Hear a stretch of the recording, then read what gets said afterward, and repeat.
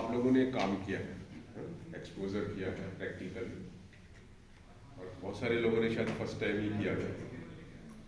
क्योंकि मुझे याद है जब हमारे हाईकोर्ट हमारे केसेस में कमेटी बना देती थी और उसमें सरकारी वकीलों को भी डाल देती थी और कहती थी कि जाओ अशोक अग्रवाल के साथ और वो बस्ती के अंदर जो स्कूल है सरकार के उनको देख कर आओ। तो वो जब बस्ती में जाते थे पहले तो बस्ती का ही एक नक्शा अलग होता है, फिर उसके बाद जब स्कूल में जाते थे तो ये हालत होती थी, मतलब स्कूल की कंडीशंस को देख कर, मतलब it was for them first time कि वो एक्टिविस्ट बन जाते थे सरकारी वकील से और कोर्ट में खुल्लम खुल्ला सरकार के खिलाफ बात करते थे।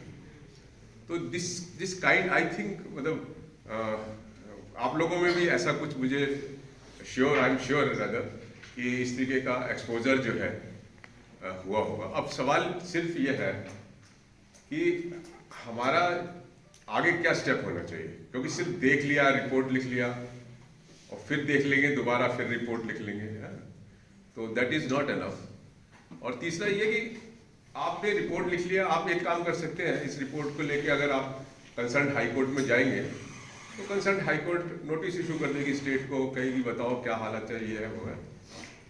कुछ उसमें भी हो जाएगा, कुछ पॉसिबली, लेकिन उसमें ये देखने को वो लिमिटेड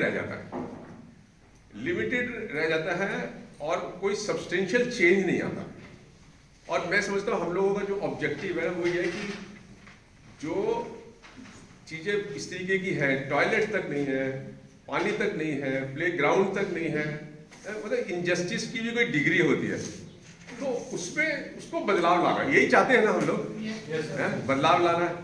अब बदलाव लाने में हमें एक जो हमारे अनुभव से जो हमको समझ में आया वो ये समझ में आया कि जब तक पेरेंट्स जिनके बच्चे स्कूलों में जाते हैं, सरकारी स्कूलों में, उनको हम फोर फ्रंट पे नहीं लाएंगे तब तक ये चीज़ें जो है ना बदलने वाली नहीं है। आज मेरे को लगभग 23-24 साल हो गए हैं पूरे देश में राइट टू एजुकेशन की लड़ाई लड़ते कानूनी है, उससे कुछ बदलाव आए लेकिन वो कोई खास बदलाव नहीं है। कई बार तो ऐसा भी हुआ कि 20 साल पहले किसी स्कूल में मैं गया, देखा ये हालत खराब है, और अब 20 साल के बाद जब मैं गया तो कई स्कूलों में तो उससे भी ज़्यादा हालत खराब थी। तो देख के ना बड़ा दुख और गुस्सा दिमाग में आया कि यार ये क्या है, why things are not changing. तो हम लोगों के अनुभव से ये हुआ कि वो बाकी लड़ाई तो चलती रहेगी, आप PIL डालिए, जो भी है लिखिए, रिपोर्ट करिए, बार बार जाइए, लोगों से बातचीत करिए, आपस में बात करिए, सब चीज़ बढ़िया है। हमारे दिमाग में एक चीज़ ये आई कि why can't we fight and why should we not fight for minimum of the norms, implementation of the minimum of the norms written in the Right to Education Act, सिर्फ to start with, क्योंकि ये easy है, इसको कोई challenge नहीं कर सकता। अगर आप ये कहेंगे कि देखिए एक्ट के अंदर लिखा है कि बाउंड्री वॉल होना चाहिए, तो कोई ये थोड़ी कहेगा नहीं होना चाहिए, कोई भी अथॉरिटी नहीं कहेगी, है ना। अब अगर हम मिनिमम नॉर्म्स का एजेंडा बना के चलें, मतलब मिनिमम नॉर्म्स को इम्प्लीमेंट करने का एजेंडा हम लोग बना के चलें, तो उसको कैसे कर सकते हैं, और जिसके अंदर हम पेरेंट्स को पार्टिसिपेट करना चाहते हैं, पेरेंट्स पार्टिसिपेट करें, तो पेरेंट्स अपनी लड़ाई लड़ेगा। इस तरीके का होगा जो स्कीम कि वो लड़ेगा, हम नहीं लड़ रहे, अब उसके लिए नहीं लड़ रहे। आप ये समझ लो, ये गलतफहमी भी निकाल दो दिमाग से कि हमने ये किया, हम लड़ रहे हैं, वो लड़ेगा, तभी ये बात चलेगी। हम उसको फैसिलिटेट करेंगे, हम उसको सपोर्ट करेंगे, कंधा देंगे, हमको हेल्प करेंगे उसको अचीव करने। तो ये जो प्रोसीजर होगा ना, इसमें मुझे लगता है कि एटलीस्ट हम लोग अचीव कर सकते हैं मिनिमम नॉर्म्स का इम्प्लीमेंटेशन। और अगर हमने अपने देश में, और हम लोग सब मिलके जब करेंगे तो हमारी स्ट्रेंथ भी बढ़ेगी, और जब हम पूरे देश में इम्प्लीमेंट करेंगे तो कितना पेरेंट्स उसके अंदर इन्वॉल्व होगा, है? और मैं ये समझता हूँ कि अगर पूरे देश में पेरेंट पार्टिसिपेशन करें गवर्नमेंट स्कूलों को ठीक करने के लिए, तो 6 महीने से ज़्यादा नहीं लगेगा बदलाव के लिए। आपको मतलब हैरानी भी होगी, 6 महीने में, या तो 60 साल में कुछ नहीं होता है। और और उसका सिंपल प्रोसीजर जो हम लोगों ने डिवाइस किया, जो हमारे बिल्कुल ब्रेन के अंदर है, वो ये है कि हमें दो चीज़ों का इस्तेमाल करना है। एक तो मतलब प्राइमरीली हमें पेरेंट्स को मोटिवेट करना है, उसको हेल्प करना है, सपोर्ट करना है कि वो जहाँ बेसिक नॉर्म्स का वायलेशन है, कंप्लायंस नहीं है, वहाँ पे वो नज़दीक की जो सिविल कोर्ट है, दीवानी कोर्ट, उसमें सूट फॉर इंजंक्शन फाइल करें।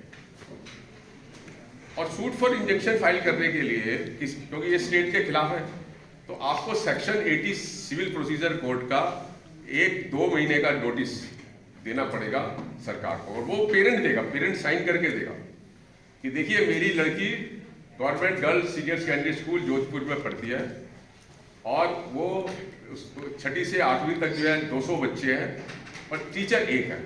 आरटीई के हिसाब से 5 टीचर होने चाहिए। आप डायरेक्शन दीजिए स्टेट गवर्नमेंट को, चीफ सेक्रेटरी को, कि 5 टीचर डिप्यूट करें। इस तरीके का दावा, इस तरीके का वो मतलब दावा डालेगा और उसी के लिए ऐसा नोटिस डालेगा।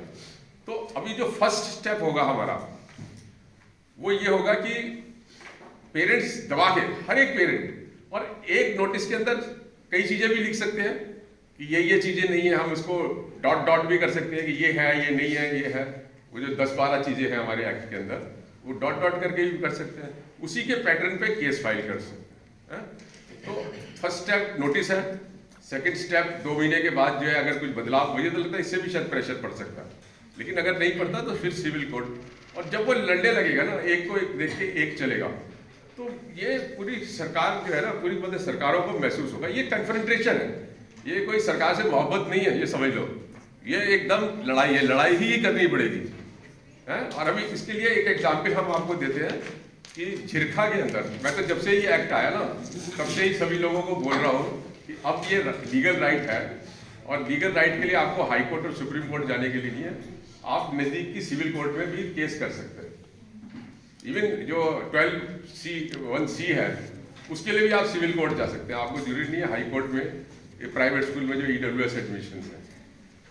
तो झिरखा के अंदर जब मैं गया, मतलब तब से मैं कह रहा हूँ, मैंने लोगों को जाके काफ़ी मोबिलाइज किया, क्योंकि एकदम पेरेंट्स को तो आप मोबिलाइज नहीं कर सकते, आप जैसे लोग हैं जो मिडिल लोग हैं उनको मोबिलाइज किया, उनको मैंने ड्राफ्ट बना के भी भेजा, सिविल सूट्स का भी ड्राफ्ट बना के नोटिस भी भेजा, लेकिन कहीं कुछ नहीं हुआ।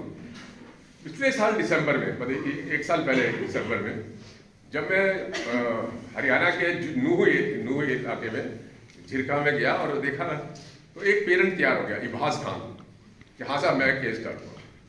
तो हमने उसका सिविल सूट एक झिरखा तहसील के अंदर डाला, सिविल जज के यहाँ, और उसमें वही कहानी थी जो मैं आपको बता रहा हूँ कि 200 लड़कियां हैं 6 से 8 तक और टीचर एक है। तो उसमें सेक्शन 80 के अंदर एक प्रोवाइजो है एग्जेम्पशन का भी, कि अगर कोई आपको इमरजेंसी है तो आप एग्जेम्पशन मांग सकते हैं। उस केस में हमने एग्जेम्पशन मांग लिया था और कोर्ट ने हमको तुरंत एग्जेम्पशन भी दे दिया था। तो एग्जेम्पशन देने के बाद जब नोटिस इशू किया चीफ सेक्रेटरी को स्टेट के, तो पूरी हरियाणा गवर्नमेंट में ना खलबली मच गई। चीफ सेक्रेटरी ने अपने लीगल जो लोग हैं, जो उनका लीगल सेल है, उनको बोला कि मुझे इस केस से निकालो।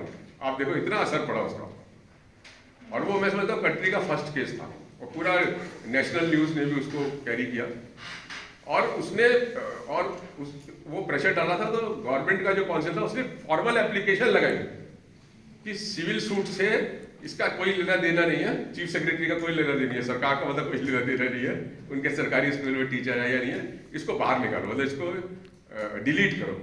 तो हमने कहा यही तो सरकार है, यही सरकार को रिप्रेजेंट करता है, CPC में लिखा हुआ है सेक्रेटरी, तो इससे नीचे कैसे हो सकता है। तो कोर्ट ने उनको कोई अलाउ नहीं किया, और उसका असर ये हुआ कि 2 मिनट, नेक्स्ट 2 मिनट, उसका असर ये हुआ कि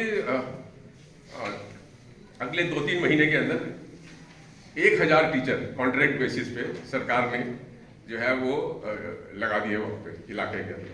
तो ये एक बहुत ही मतलब इंस्टेंट किस्म का जो है ना वो दिखाता है रिजल्ट। और मैं समझता हूँ जिस तरीके से पेरेंट्स लग जाएंगे तो पूरा घबराहट हो जाएगी सरकारों को, और ये चेंज लाएगा। और फिर जो एक बार पेरेंट एक्टिविस्ट हो गया, आप समझो वो एक के साथ 10 को बनाए, तो ये इस पे हम लोग ना हम चाहते हैं कि हम पूरे कंट्री के अंदर जहाँ जहाँ भी हम हैं, मैं भी आ जाऊँगा, आप जहाँ पे भी कैंपिंग करेंगे मैं कोशिश करूँगा, या और भी हमारे साथी आ जाएंगे वहाँ पे आपको हेल्प करने के लिए। तो अगर इस तरीके का हम काम करते हैं तो मुझे लगता है this is the only way. कोई जरूरी नहीं है जो 20 साल हमने जिस तरीके से शुरू किया था उस तरीके से हम शुरू करें। जो 20 साल में हमने अनुभव लिया है उसका एडवांटेज लेकर हमको आगे बढ़ना चाहिए। Thank you.